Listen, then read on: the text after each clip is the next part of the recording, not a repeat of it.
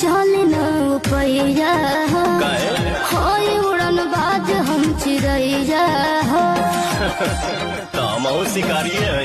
अच्छा हमारा लोग चल न पैया होय उड़न बाज हम चिड़ैया हो।